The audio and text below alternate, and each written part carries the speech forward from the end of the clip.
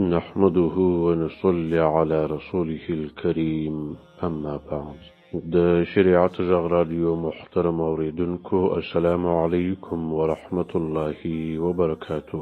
د اسلام د تاریخ خپرونه همداوس رافیل سول په دې هیله چې د خپرونې تر پای شیبو برا سره ملتیا کوي. د رسول اکرم صلی الله علیه و آله وسلم سفر و طائف ته د قریشو کفر ورځ په ورځ پرمختګ کاوه. پیغمبر اکرم صلی الله علیه و آله وسلم چې په شعب ابو طالب کې وو، لا هم هغه وخت څخه د قریشو ما سیوا کوم خلق چې په مکه معظمه ته د حج د ادا کولو لپاره راتلل، رسول اکرم صلی الله علیه و آله وسلم به د اسلام دعوت ورکوي، خو دغه کار یو پزله پوری نتیجه ورنکړل. اوس چې رسول اکرم صلی الله علیه و آله وسلم د مکی خلق له حد زیات سخت او له اسلام څخه کرکجن او متنفر ولیدل، نو هغه پریکړه وکړه چې د طائف خلکو ته د اسلام د مبارک دین بلنه ورکړي. مکه له طائف څخه 3 منزله یعنی 70 میله لیرې شارو. هلته د بني ثقيف قبیله آباده وه چې د لات عبادت یې کوي. هلته د لات د عبادت لپاره یو مندر جوړ شوی و. ټول شار به په همدغه معبد کې د دې بت لمانځنه کول. د نبوت په 10 کال د شوال په میاشت کې یعنی د خدیجه الکبرى رضی الله تعالی عنها له وفات څخه یو میاشت وروسته رسول اکرم صلی الله علیه و آله وسلم حضرت زید بن حارث لزان سره روان کړلی او د طائف ښار ته له رسیدو څخه مخکې د بني بکر قبیلې ته تشریف یوړی. کله چې هغوی د مکې د خلکو هم فکر ولیدل، نو د قحطان قوم ته ورغلی. هغوی هم په سخت زړیتوب کې د قریشو سره مساوي ولیدل. رسول اکرم صلی الله علیه و آله وسلم د طائف پر لور باندې روانو. له رسیدو سره سم لومړی هغه د قوم له مشرانو سره خبري اتري وکړي. د طائف سردارانو کې عبدیه لیل بن عمر بن عمیر او د هغه دواړه ورونه مسعود او حبیب په بني ثقيف قبیله کې تر ټولو با اثره او د هغوی رئیسان ګڼل کېدل.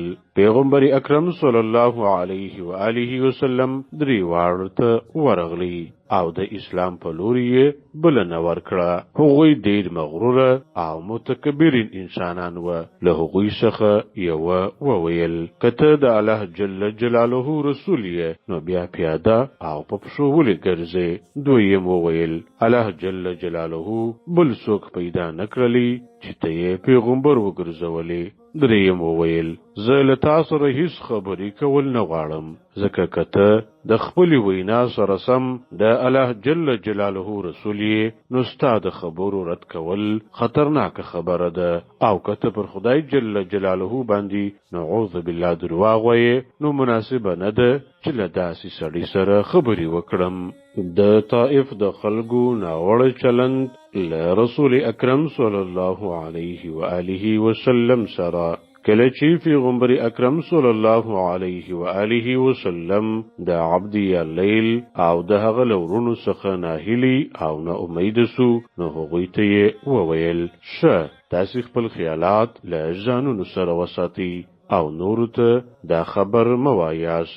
رسول اکرم صلی الله علیه و آله وسلم له هغه ځای څخه راولاړ سو او د طائف نورو خلکو ته د اسلام په لور بلنه ورکولو کې مصروف سو. خو عبدیه لیل او د هغه ورونو خپل غلامان د شار هلکان او بے بندوباره خلک په پیغمبر اکرم صلی الله علیه و آله وسلم پسې کړل. چیرته چې به رسول اکرم صلی الله علیه و آله وسلم تشریف یوړي، نو دی بدمعشانو او د هلکانو یوې ډلې به ورسول اکرم صلی الله علیه و آله وسلم ته ښکنځل کول. په لوټو او ډبرو به یې ویشته.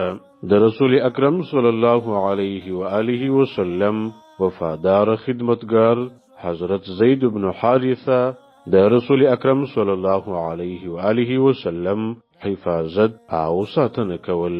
د لټو او ډبرو په باران کې پیغمبر اکرم صلی الله علیه و آله وسلم او حضرت زید بن حارث رضی الله تعالی عنه دواړه زخمیان شول. هغوی ته په طائف کې اوسېدل ګران شول. له هغه ځایه را روان شول. په لاره کې هم ورباندې کاڼي، لوټي او ډبرې وورول شولې، تر داسې اندازې چې رسول اکرم صلی الله علیه و آله وسلم تر 3 میلو پورې تعقیب کړ شو. د پیغمبر اکرم صلی الله علیه و آله وسلم پوندې د کاڼو په باران کې په وینو باندې سرې شوې، ان تر دې چې موضع مبارکې لوینو مبارکو څخه ډکې شوې او همدارنګه ټول بدن مبارکې زخمی او په وینو سور و. له طائف څخه د 3 میلو په فاصله کې د مکې د یو رئیس عتبه بن ربیعه باغ و. پیغمبر اکرم صلی الله علیه و آله وسلم و دې باغ ته راغلی او پناه پکې واخیستل. د طائف بے ادب خلق له رسول اکرم صلی الله علیه و آله وسلم څخه وګرځیدل. رسول اکرم صلی الله علیه و آله وسلم په دې باغ کې د یو دیوال سوري ته کښېنستی، خپل بېکسي او بېوسي ولیدل او په الهي دربار کې دعا وکړه: یا الله جل جلاله، ته د بېکسو او بېوسو انسانانو ساتونکی او مرستندوی، زه له تا څخه د مرستې غوښتونکی یم. عتبه بن ربیعه په دې وخت کې په باغ کې موجود و. هغه چې د رسول اکرم صلی الله علیه و آله وسلم دا حالت ولیدي، نو هغه د مسافر فالنې له مخې د خپل غلام عداس په لاس یو غاب ورکړلی چې د انګورو واشکي یې پکښې کې ایښې وه. دا غلام د نینوا اوسېدونکی او عیسوی و. رسول اکرم صلی الله علیه و آله وسلم هغه انګور وخوړل او عداس ته یې د اسلام د مبارک دین تبلیغ ورکړلی. د عداس پر زړه د رسول اکرم صلی الله علیه و آله وسلم د خبرو اغیزه وسوه. د نبی اکرم صلی الله علیه و آله وسلم پر لاس باندې ورټیټ شو او لاس یې ورمچ کړلی. عتبه له لیرې څخه د خپل غلام دغه حرکت ولیدی. کله چې عداس بیرته ولاړی، عتبه ورته وویل: د دې سړي په خبرو باندې مه کېږه، له ده څخه ستا دین تر ده ډېر غوره دی. د یو څه وخت پورې رسول اکرم صلی الله علیه و آله وسلم د عتبه په باغ کې آرامي وکړه. بیا له هغه ځای څخه راولاړ شو. کله چې نخله مقام ته ورسېدی، نو شپه یې د خرماو په یو باغ کې تیره کړه. دلته د پیریانو ځینې سردارانو له رسول اکرم صلی الله علیه و آله وسلم څخه قرآن کریم واورېدی او پر هغه باندې یې ایمان راوړی. مکې ته بیرته راتګ. کله چې پیغمبر اکرم صلی الله علیه و آله وسلم له نخله نومي ځای څخه روان سو، نو د حرا غار ته یې تشریف یوړی. دلته د یو څه وخت لپاره پاتې سو او د قریشو د ځینې سردارانو په نامه یې پیغامونه ولېږل، مګر یو سړی هم د هغه د ضمانت او پناه ورکولو لپاره تیار نه سو. کله چې د رسول اکرم صلی الله علیه و آله وسلم پیغام مطعم بن عدی ته ورسېدی، نو هغه که څه مشرک او کافر وو، خو د عربي شرافت او قومي غیرت ته په ژمنتیا راولاړ سو او رأسا د ان حضرت صلی الله علیه و آله وسلم حضور ته د حرا غار ته ولاړ او هغه له ځان سره و مکې ته راوستی. د مطعم زامنو استلی توری د کعبې په مخ کې ودرېدلې. ان حضرت صلی الله علیه و آله وسلم د کعبې طواف وکړلی. تر دې وروسته مطعم او د هغه زامنو پیغمبر اکرم صلی الله علیه و آله وسلم د تورو په سیوري کې خپل کور ته ورساوه.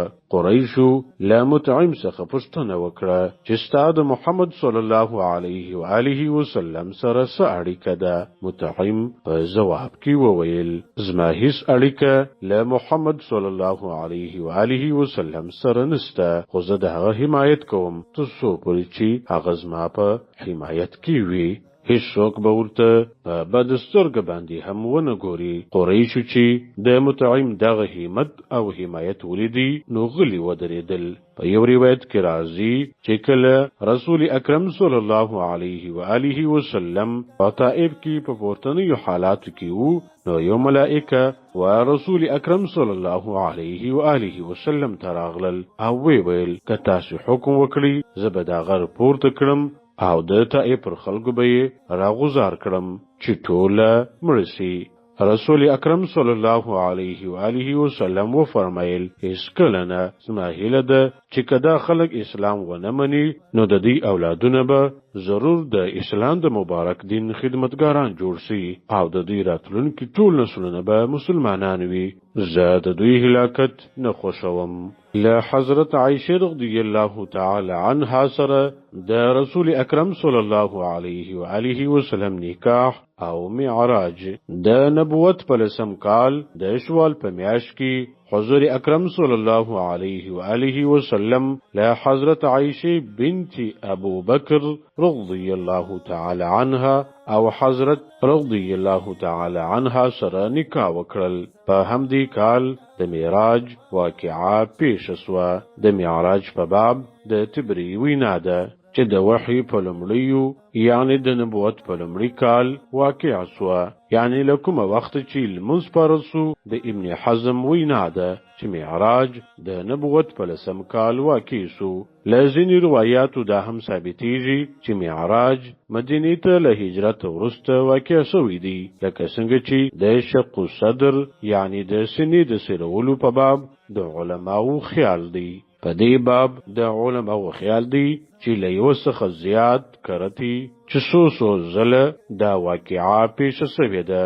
همدارنګه د علماو دا خیال دی چې معراج څو ځلې واقع شوی دی. په هر حال دا خبره دلته نشي سړل کېدلی. د دې لپاره د نورو مستقلو تصنیفونو تفاسیر او احادیثو ته باید توجه وکړي شي. په بیلابیلو ځایونو او قبایلو کې د اسلام تبلیغ کله چې حضور صلی الله علیه و آله وسلم د مکې له خلکو څخه نا امید سو نو طائف ته یې نیت وکړ. د طائف خلکو هم ډیر بد او ناوړه سلوک وکړل. د مکې د خلکو کرکه او ضد ورځ په ورځ زیاتېده او د هغوی شرارتونه د خپل کمیت او کیفیت له مخې لا پسې زیاتېدل. خو رسول اکرم صلی الله علیه و آله وسلم همت له لاسه څخه ورنه کړلی. کله چې له طائف څخه راستون سو نو هغه به هغه قبیلو ته چې د مکې معظمې په لږ فاصله کې واقع وه پرله پسې تشریف یوړي او د اسلام تبلیغ به یې ورته کوي. لکه د بنو حنیفه قبیله رسول اکرم صلی الله علیه و آله وسلم و دې قبیلې ته هم ورغلی خو هغه ظالمانو له نورو عربو څخه په ډیر زیات ناوړه طریقه له هغه څخه انکار وکړلی. د مکې معظمې له د باندې څخه چې به کوم مسافر د حج په ورځو کې د لیرو ځایونو څخه په کاروانونو کې راتلل رسول اکرم صلی الله علیه و آله وسلم به هغوی ته د اسلام د مبارک دین تبلیغ کاوه.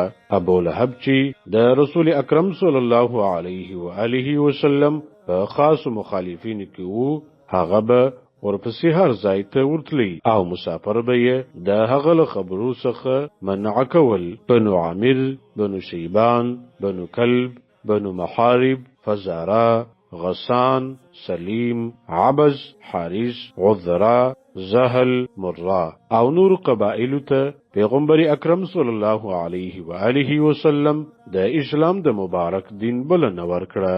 کوم وخت چې هغه د عامر و قبیلې ته د اسلام مبارک دین وړاندې کړي نو له هغوی څخه یو تن وویل که چیرې موږ مسلمانان سو او ستا پلوي وکړو ستا پر دشمنانو باندې بریالي سو نو آیا ته به موږ له ځانه وروسته خلیفګان کړي او کنه؟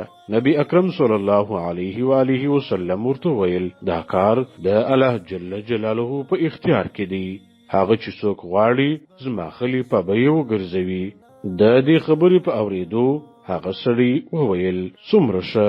اوس خو دې موږ ستا په ملاتړ خپلې غاړې پرې کو او کله چې ته بریالی شې نو نور خلک دې حکومت واخي ولاړ سه تا ته موږ هیڅ ضرورت نه لرو. محترمو اوریدونکو، د اسلام د تاریخ نننۍ خپرونه پر همدې ځای پای ته رسیږي. تر یوې بلې داسې خپرونې چې بیا زه ستاسو درنو په درانه خدمت کې حاضرېږم پر همدې ځای باندې ماته اجازه راکړئ. السلام علیکم ورحمة الله.